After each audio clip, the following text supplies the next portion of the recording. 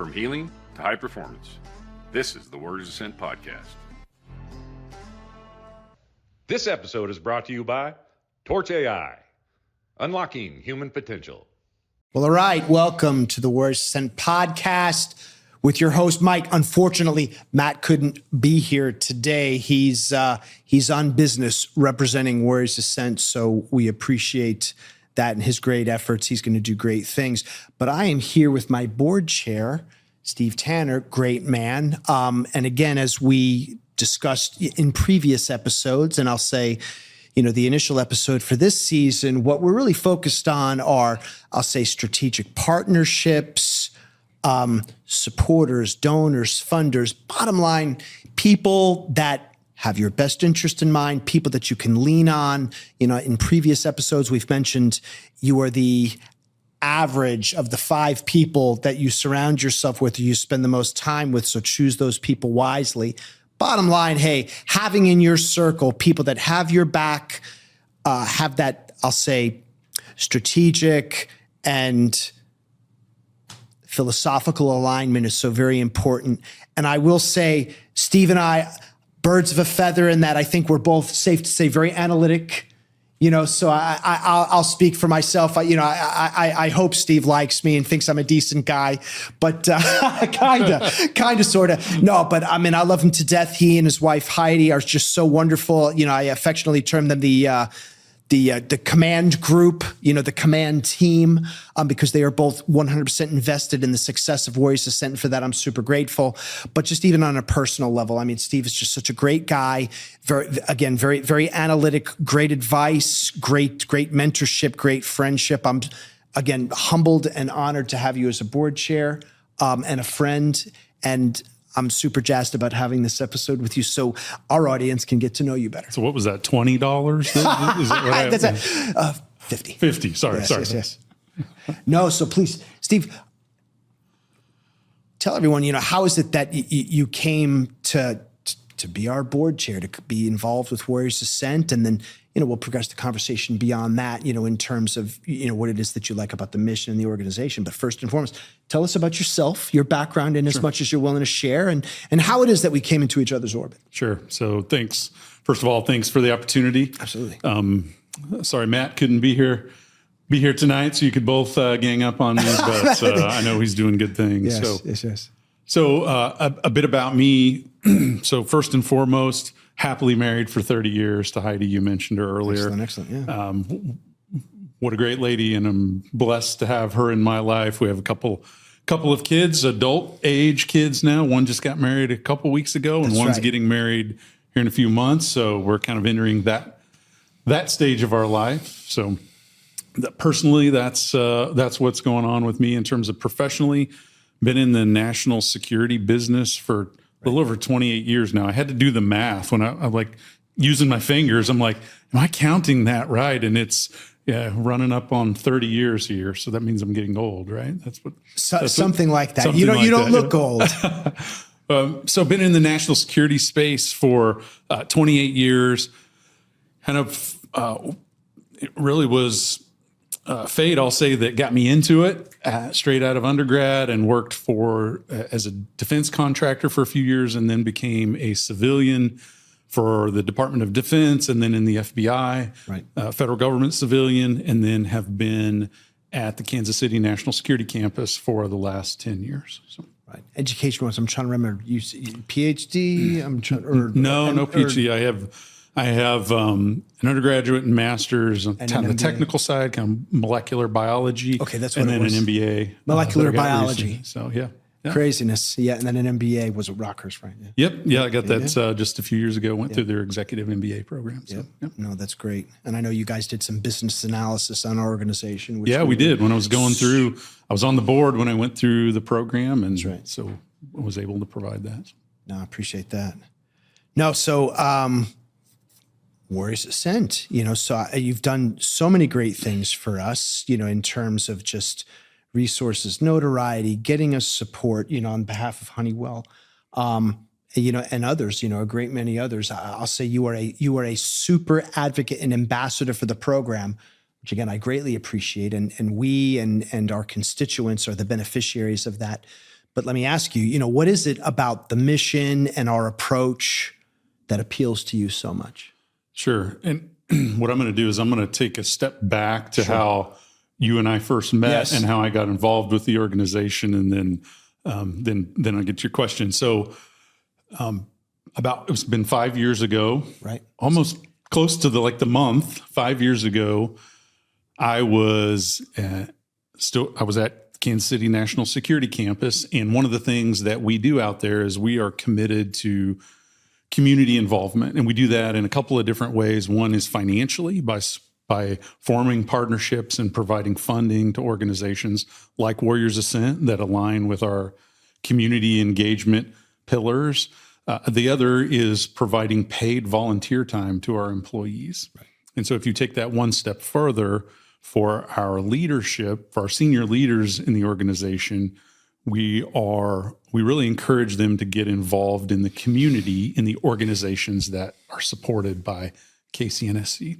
And so 5 years ago, I was at that point. And there were opportunities to get involved with organizations, but they weren't pulling at my heartstrings, if you will. And that's part of it. We don't want someone just to go serve on a board or get involved with an organization if the organization doesn't speak to them. And so that was what was happening. They were like, what about this? What about this? And so the community engagement leader at the time said, hey, there's this organization called Warriors Ascent. They've been talking to us about supporting them. Why don't you go meet with them and see if that aligns? Because they knew my background. And I remember you and Phil Bressler, who was the chairman at the time, and I met in a Starbucks and had a conversation. And I remember walking away from that meeting going, I've found my people. I just knew, again, pulling in that professional experience in the national security business, supporting both the Department of Defense and law enforcement and others. I just knew that I had found my people. And then I got exposed to what we do programmatically during the retreats and got to attend the first celebration dinner. And I'm just hearing the amazing impact we're making. And I knew it was a match at that point. So. No, that's fantastic. So Phil, another great man, a former board chair, who again advocated for us. Great dude. We appreciate him as well. But no, so I think that alignment is absolutely key, and we appreciate that. You mentioned programmatically. So the mission, and as everyone knows, we help veterans and first responders with post-traumatic stress.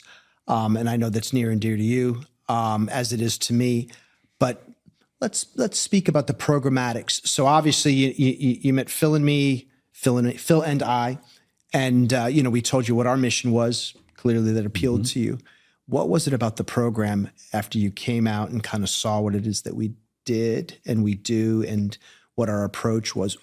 What did you feel was novel about it? Like, whoa, hey, beyond the mission, this is kind of neat.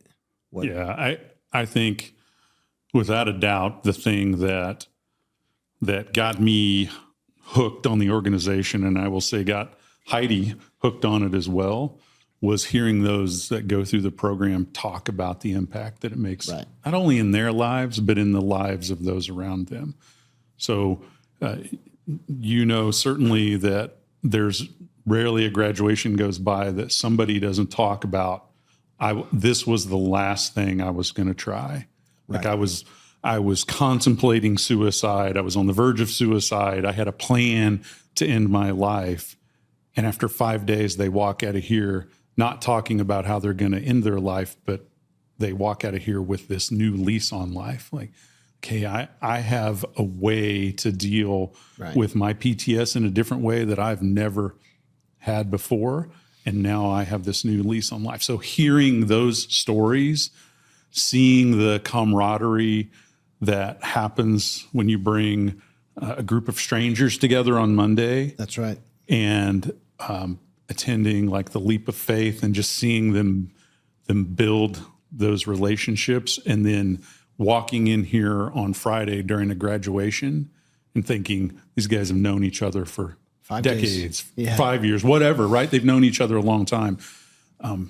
That's that's impactful to see that. And that's one of the things that keeps me motivated to want to continue to support this organization. No, I appreciate that.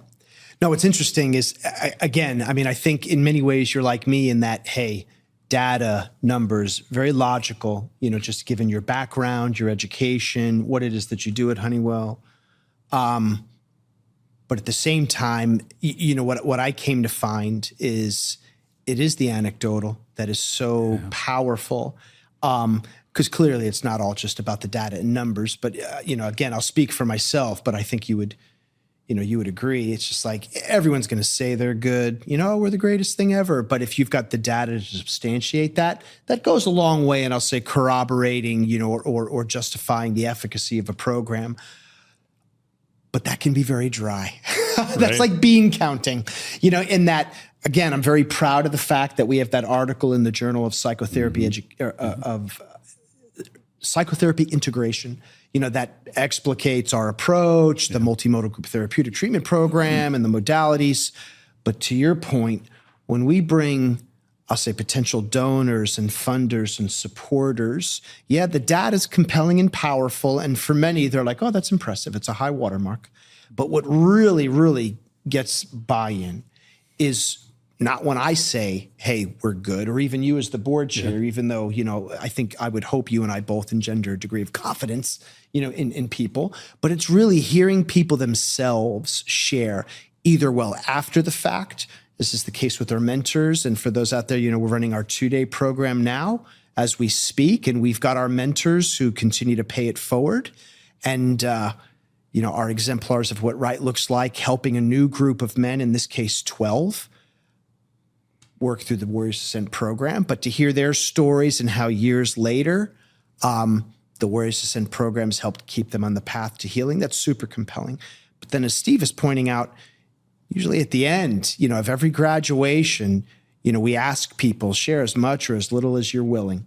And invariably, you'll have some people sharing openly that, all right, I feel in such a better place now, more willing to share, more vulnerable. I will say to everybody, this was my last shot, and I hear that. And on one hand, I'm humbled. On the other hand, I'm like, oh my God, I'm glad I kind of didn't know that, because the stakes are so high. But, I'll say the program continues to deliver. I feel good about that because, I want people to know that the program is in fact very effective, because people like yourself work very hard to spread the word, to advocate for us, to get resources and funding. And of course, for my part as the executive director, I want to be worthy of that level of support. Yeah. So I think there are, a couple of things that come to mind as you're talking about that. One is, for me, there's been nothing more, the words that I use to describe the organization to a potential supporter,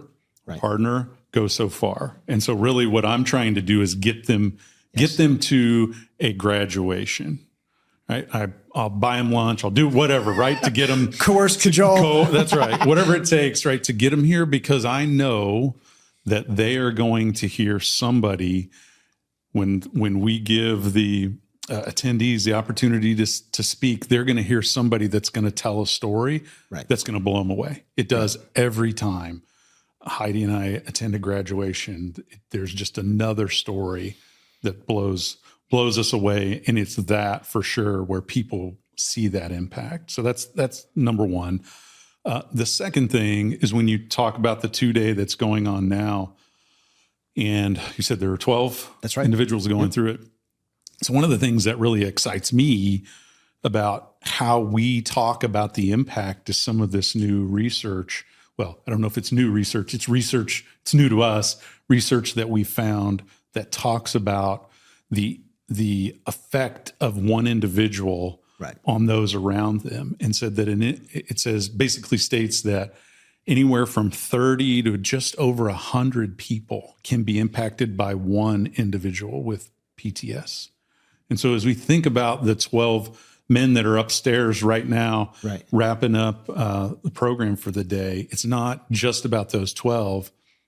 On the low end, it's the 360 people in their lives that are impacted. And when we start thinking about that and that kind of impact, that becomes really powerful really quick. So No, absolutely. I mean, the multiplicative effect of, you think, well, one life, 66 cohorts now and 600, going on 700 people, which is nothing to scoff at, but it's not like, well, it's not tens of thousands.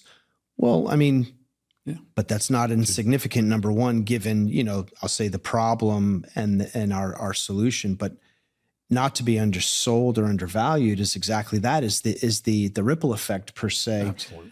And we hear that both data-wise, studies have shown that. And then there's even just, not to talk economics, but I want to say the VA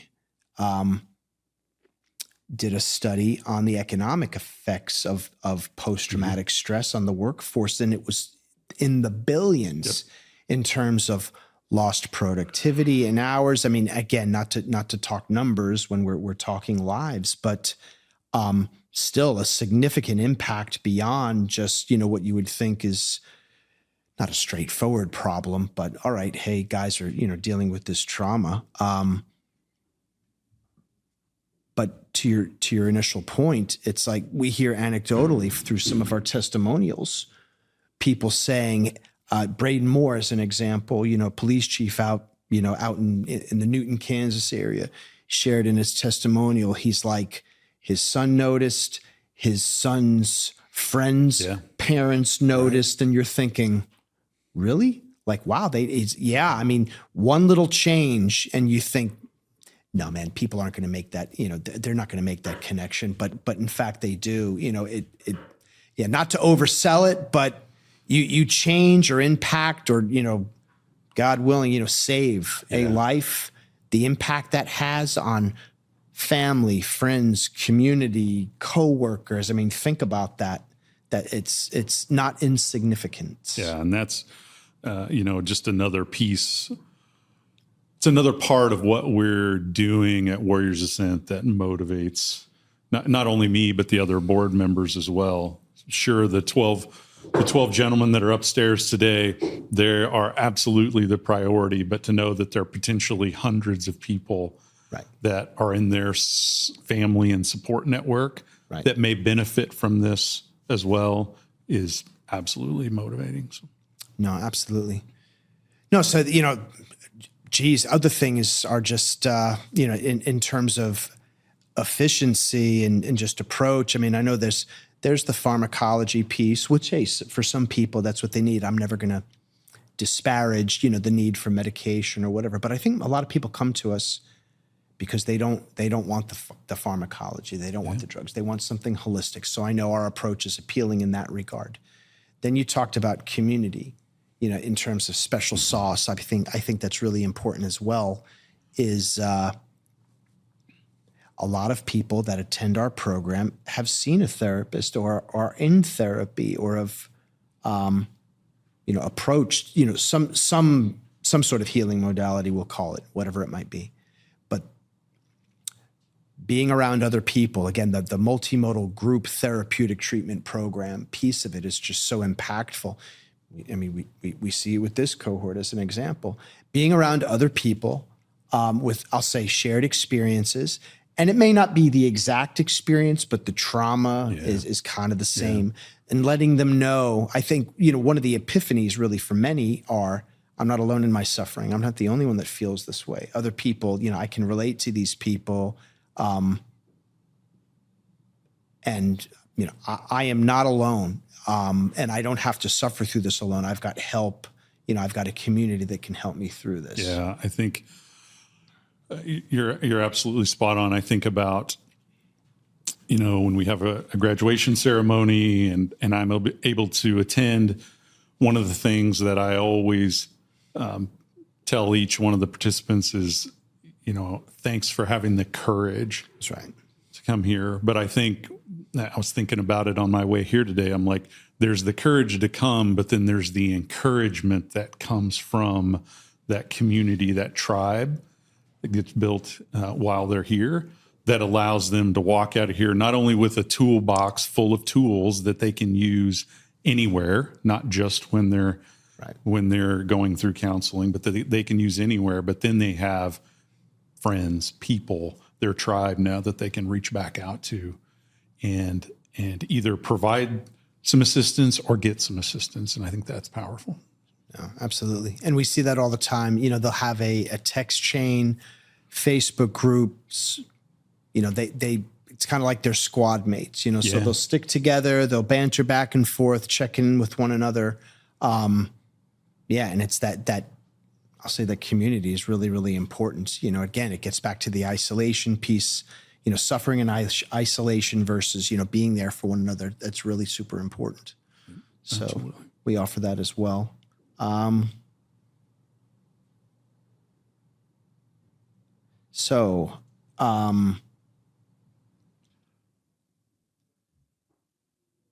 In terms of support,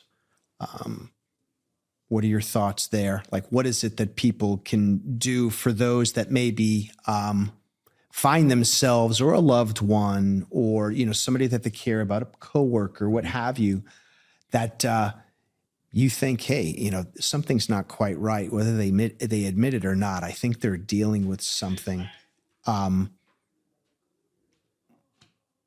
What would your recommendations to them be, in terms of getting the help that they need or overcoming those, I'll say the stigma.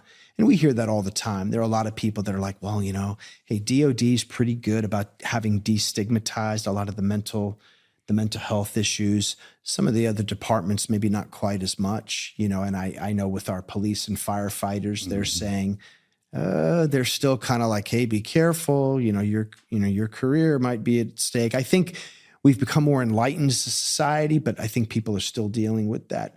What would your advice be to people that, they themselves are dealing with something, a loved one, a coworker, might be dealing with something? What would you say? What would your recommendation be? Two thoughts come to mind. One is, for those that are dealing with some of these challenges, really find the courage to reach out and get that help, right. Whether it's Warriors Ascent or somewhere else. That's right. Reach out. And the second point that I'll make is a challenge to leaders, be it in the military or in police force or at firehouses or wherever.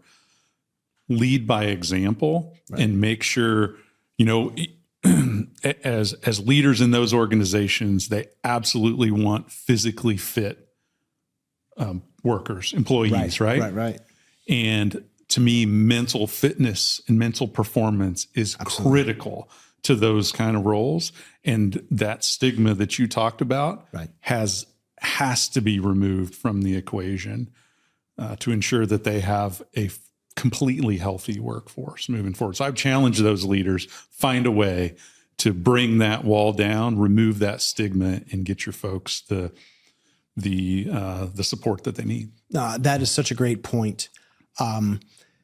Especially again with our law enforcement, military, firefighters, EMS, all of them. There's a degree of physicality, and fitness that I think all of those departments and DOD will invest in, knowing that, hey, we need people that have, the physical aptitude to do the job. But I think they somewhat pay short shrift to what you're getting at, which is the mental health and aptitude. And I think maybe perhaps take that as a given, like, well, that's just a given. So while on one hand, they might look at the physical fitness as, hey, if you're not physically fit, you're a liability. You can't do the job. So we need to make sure that we give you the resources, or we give you the time, or we give you, I'll call it command emphasis on that. And I think that's what you're kind of, really getting at. But when it comes to the mental health, I think people just assume that, that's a given, when in fact that is not the case. And one of the terms, or I'll say a metaphor or description I like to use is, in the military, they call it preventative maintenance checks and services, or PMCS. And you may or may not be familiar with that. But you'll do maintenance on your weapons, your equipment, 10 level maintenance is just basic user level maintenance. And then it goes on to, higher levels of care. But even at the operator level, there's certain things that you need to do to make sure that your weapons system is maintained appropriately, from lubrication to cleaning to whatever.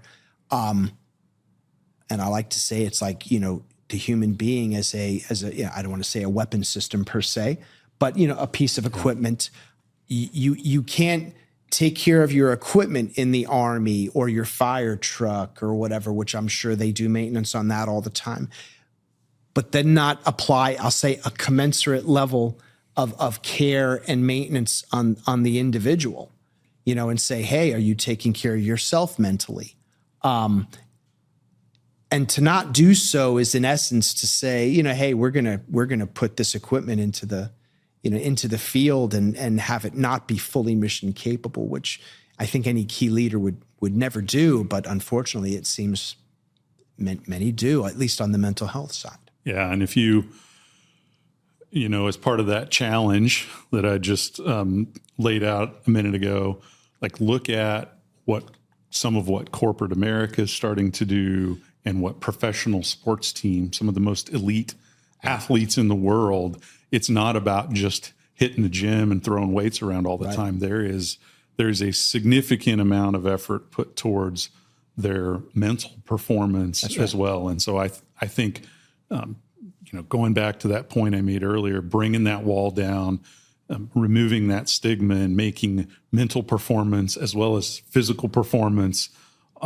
priorities is something that has to be done. No, absolutely. I mean, it's an investment in the workforce. Yep, absolutely. And it's, again, using military, but it's a force multiplier, right? But I think a lot of people really think, well, geez, it's taking away from this or that. It's the whole, we use it at Warriors Ascent, Stephen Covey's, 7 Habits of Highly Effective, people sharpen the saw. If you don't sharpen the saw, if you don't allow your people to sharpen the saw, you're just not going to be anywhere as effective or efficient. So I think yours is a clarion call for people to invest, our leaders to invest in their people, invest in the workforce. Then in the end, you're going to have a more productive workforce. So aside from it just being the right thing to do, it makes good business sense.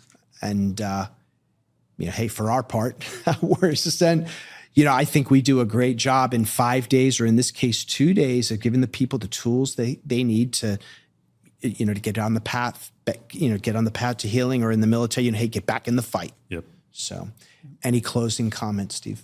Well, just, one thing that I would like to highlight is I'm not the only board member, right? There are nine of us, and couldn't provide the support that we provide to Warriors Ascent without all of them. So I just want to thank each and every one of them for what they do to help advance the organization. And I'm super excited about our annual retreat coming up at the beginning of 2025, early in 2025, where right now we're working to put the agenda together for that meeting, but it's really going to focus on us taking a look and saying, okay, here's where we're at today. Where do we really want to go tomorrow, and what does that look like for this organization? So I'm super excited about that. I think the partners that we have, either currently or those that are going to become partners in the future, will see that and recognize that, hey, there's a lot of good things happening, and I'm just thrilled to be part of it.